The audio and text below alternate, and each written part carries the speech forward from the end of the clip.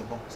Messieurs les gouverneurs des régions, Monsieur le préfet du département de Foundiougne, distingués personnalités, mesdames et messieurs, les travaux qui s'achèvent ce jour ont permis de faire le point sur la situation sécuritaire du pays dans un contexte marqué par la préparation des fêtes de Noël et de Nouvel An, tel que prescrit par son Excellence M. Paul Biya, président de la République, chef de l'État, qui nous a instruit de tenir cette rencontre. Je voudrais exprimer ma gratitude au gouverneur ainsi que à tous ceux qui ont fait des contributions dans le sens de notre travaux autour du thème général autorité administrative, enjeux sécuritaires et bonne exécution des projets de développement.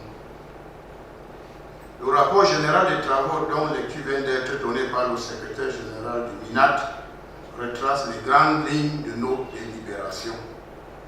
Les thématiques développées au cours de ces assises nous ont donné l'occasion de revenir abondamment, comme les circonstances l'exigent, sur les grands sujets d'intérêt général, avec une attention particulière sur les questions politiques, économiques, sociales et sécuritaires.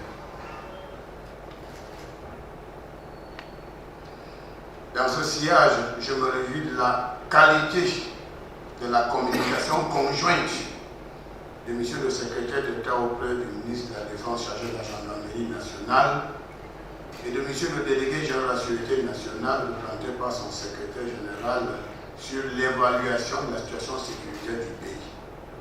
Leur exposé nous a permis de faire le point de la situation sécuritaire de notre pays dans un contexte marqué par la préparation des échéances électorales de 2025.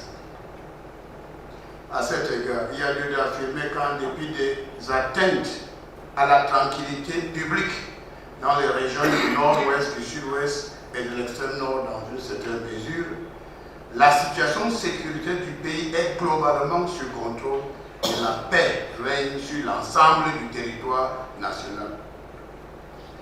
Qu'il nous a donc permis de saluer les dispositions prises ou envisagées par les responsables de forces de sécurité pour assurer le maintien de l'ordre dans nos villes et campagnes et d'anticiper sur d'éventuelles perturbations de l'ordre public. Messieurs les gouverneurs des régions, de manière générale, je vous recommande une fois encore d'être particulièrement regardant sur certaines préoccupations qui sont d'actualité. Le suivi étroit des activités des partis politiques, des ONG et des associations, la traque des bandits de grands chemins qui agressent dans les taxis, la traque des criminels qui ont pris en otage les activités de mototaxi, qui agressent les clients et qui sont complices des graves forfaits perpétrés par des bandits de grands chemins en bande organisée. La lutte renforcée contre le trafic et la consommation des drogues et stupéfiants. La lutte contre la criminalité urbaine et interurbaine. La recherche permanente du renseignement prévisionnel. La lutte résolue contre le désordre urbain. L'encadrement de la chefferie traditionnelle par le respect des règles qui gouvernent la désignation des chefs traditionnels ainsi que des us et coutumes des communautés concernées, l'examen approprié des dossiers relatifs aux questions foncières et domaniales, la bonne exécution des projets de développement. À cet égard, Monsieur le gouverneur, vous voudrez bien me faire parvenir le rapport trimestriel portant sur l'exécution des projets de développement en cours dans vos régions respectives qui seront transmis à la très haute appréciation de Monsieur le Président de la République. Messieurs les gouverneurs, mesdames et messieurs, il y a un fait banal de société, mais très grave. En 2024, 66 femmes ont été assassinées par leur conjoint, mari ou copain. Il y a plus de 107 femmes et jeunes filles hospitalisées à travers le pays après avoir été copieusement battues par leur mari, conjoint D'autres s'en sortiront avec des handicaps à vie. Ce sont des actes criminels qu'il faut dénoncer vigoureusement. Il y a une journée mondiale consacrée aux violences faites aux femmes. Les hommes doivent savoir qu'un meurtre prémédité ou non est un acte réprimé par nos lois. Les familles et les belles familles ne doivent plus être des complices des actes barbares perpétrés par les hommes inconscients contre les femmes. Les femmes doivent se défendre et elles utilisent souvent la bouche pour le faire. Les hommes doivent en tenir compte. J'ai souvent dit qu'un homme qui a peur de la bouche d'une femme ne doit pas se marier. Je l'ai dit une fois de plus, je dis un homme qui a peur de la bouche d'une femme ne doit pas se marier. Aux femmes victimes de violences des hommes, je donne un seul conseil. Il est mieux d'être seul que d'être mal accompagné. Monsieur le gouverneur de région, avant le début de nos travaux, hier mercredi, j'ai fait diffuser 3 extraits de vidéos. La première vidéo, il s'agit de la conférence de presse d'un homme politique qui a justifié le bien fondé de sa décision de boycotter les élections législatives et municipales du 9 février 2020. Il a dit qu'en prenant la décision de boycotter ce scrutin, il savait qu'il ne pourrait pas prendre part à l'élection présidentielle de 2025 et ne peut pas avoir une représentation au Sénat. Il constate lui-même que malgré le constat crucial, il a décidé de boycotter le double scrutin législatif et municipal de 2020. La deuxième vidéo, c'est une dame avocate bien connue qui déclare que son association a reçu beaucoup de fonds de certains organismes et donateurs pour déstabiliser le Cameroun. Elle précise qu'il est question de trouver une banque pour déposer ces fonds et débuter un mouvement insurrectionnel. Son acolyte, un homme clairement identifié dans la même vidéo, a dit que les membres de leur association vont mettre les Camerounais dans la rue pour faire tomber le régime. Je condamne fermement l'utilisation de superlatifs dégradants à l'endroit du chef d'État, son Excellence Paul Biya, et à l'endroit de la première dame par les auteurs de cette vidéo. Troisième vidéo expose l'arnaque des faux pasteurs qui infligent des traitements dégradants à leurs fidèles, généralement naïfs, vulnérables et vivant dans une situation de détresse. J'ai voulu vous prendre à témoin, gouverneur, responsable de maintien de l'ordre, journaliste, opinion nationale et internationale, de la gravité et de la véracité des 3 vidéos que j'ai pris la peine de projeter devant l'assistance.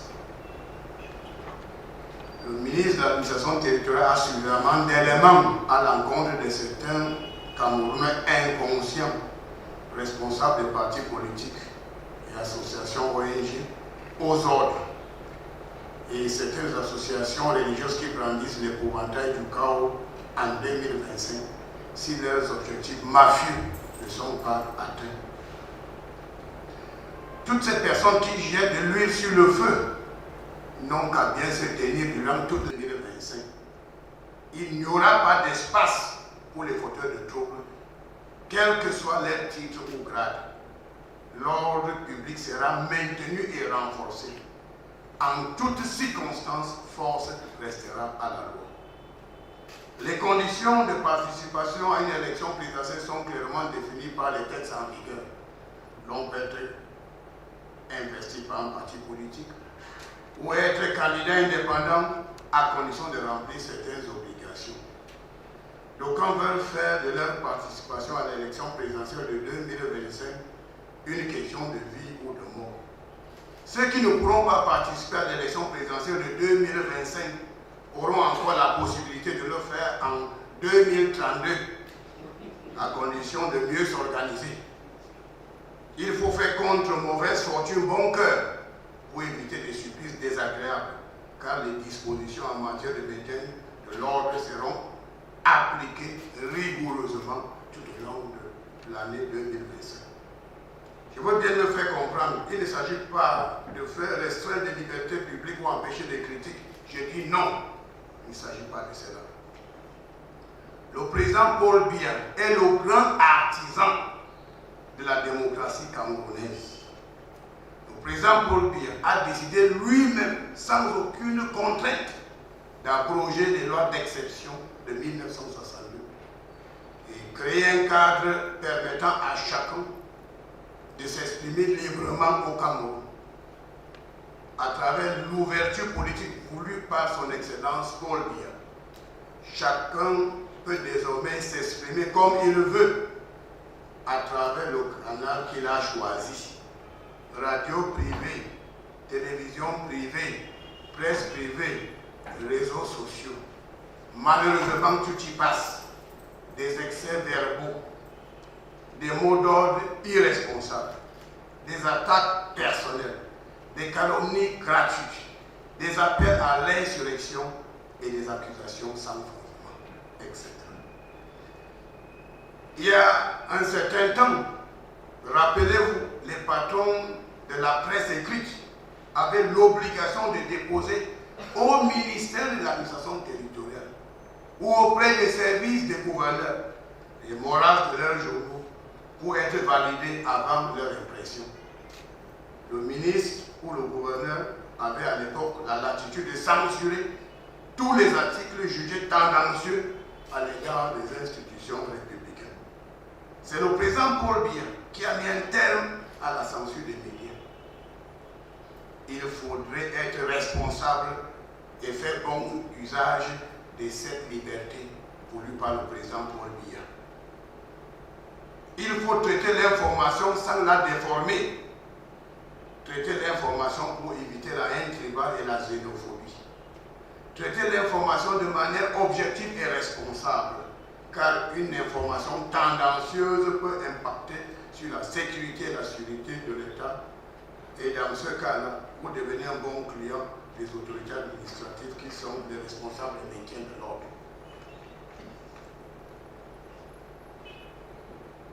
Je demande à toutes et à tous de respecter ces espaces de liberté que le chef de l'État, son Excellence Paul Biya, a donné aux Camerounais. Son Excellence Paul Biya a souvent dit, lui-même, je cite, « Le processus démocratique au Cameroun est désormais irréversible. » Fin de citation. Le rôle de l'autorité administrative est de protéger les personnes et les biens. L'autorité administrative assure le maintien de l'ordre pour éviter des débordements. Respectez-vous, vous serez respecté par l'autorité administrative. Mais si vous affichez l'attitude ou le comportement d'un vandale, d'un bandit de grand chemin, d'un terroriste ou d'un politicien irresponsable, vous serez traité comme tel. Comme je l'ai indiqué il y a quelques jours, les associations, ONG et autres ont jusqu'au 30 janvier 2025 pour déposer au ministère de l'administration territoriale leurs rapports d'activité, les rapports financiers, les montants reçus par les donateurs depuis 3 ans et l'identité de chaque bienfaiteur. Dans la même veine, les églises de réveil qui n'ont pas reçu l'autorisation de s'installer au Cameroun doivent fermer leurs portes au plus tard le 15 février 2025. Si l'autorité administrative se voit obligée de fermer une église illégale, les promoteurs seront interpellés et traduits devant les instances judiciaires compétentes. Je tiens à rappeler que seul le président de la République accorde l'autorisation aux églises à travers un décret présidentiel. La mauvaise pratique qui consiste à ouvrir les églises en attendant le décret présidentiel n'est pas prévue par nos textes. Nous allons y mettre un terme. La situation des églises de réveil est plus grave aujourd'hui, avec le comportement déviant des pasteurs heureux qui sont des criminels, qui perturbent la quiétude des populations, brisent les foyers avec des mensonges et des manipulations et l'escroquerie. Seul Jésus-Christ, le Fils de Dieu, est capable de faire des miracles. Jésus était le seul bienfaiteur de l'humanité sans contrepartie. Les faux pasteurs doivent cesser d'escroquer des gens vulnérables qui vivent dans une situation de détresse. Ne profitez pas de la faiblesse des gens pour prêcher le mot de Dieu qui n'existe pas dans vos cœurs. Pour ceux qui ne connaissent pas l'histoire du Cameroun, de 1960 à 1982, il faudrait peut-être le rappeler. À une certaine époque, un évêque catholique, des pasteurs, des hommes politiques, des hommes d'affaires, des chefs traditionnels, soupçonnés d'intelligence avec l'ennemi de la République, ont été interpellés, jugés et condamnés à mort.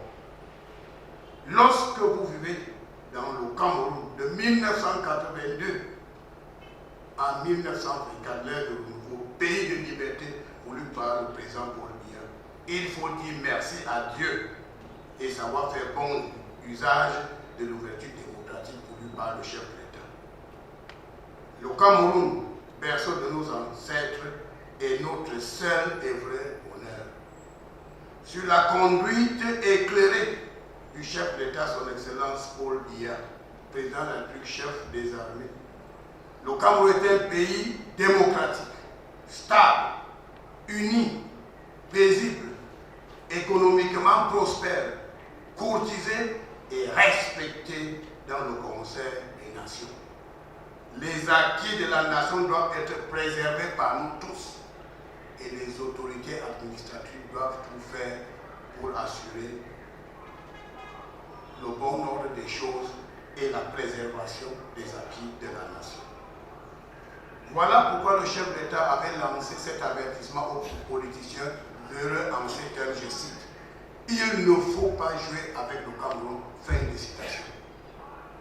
Plus que jamais, je mets en garde les responsables des associations et ONG aux ordres, les politiciens complotistes et conspirationnistes contre tout acte malveillant susceptible de perturber l'ordre public tout au long de l'année 2025.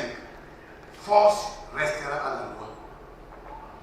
Monsieur le gouverneur de région, je vous recommande la vigilance de tous les instants, car l'ennemi ne dort jamais.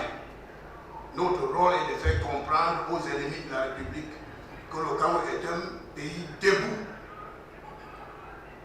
géré par le président Paul Biya, notre guide éclairé. Le désordre ne passera pas au Cameroun.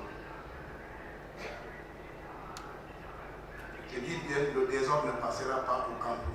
À bon entendeur, salut. C'est sur cette note que je déclare clos les travaux de la seconde conférence ministère de gouverneur de région au titre de l'année 2024. Vive son Excellence M. Paul Biya, président de la République du Cameroun, chef de l'État, chef des forces armées. Vive la République du Cameroun. Je vous remercie.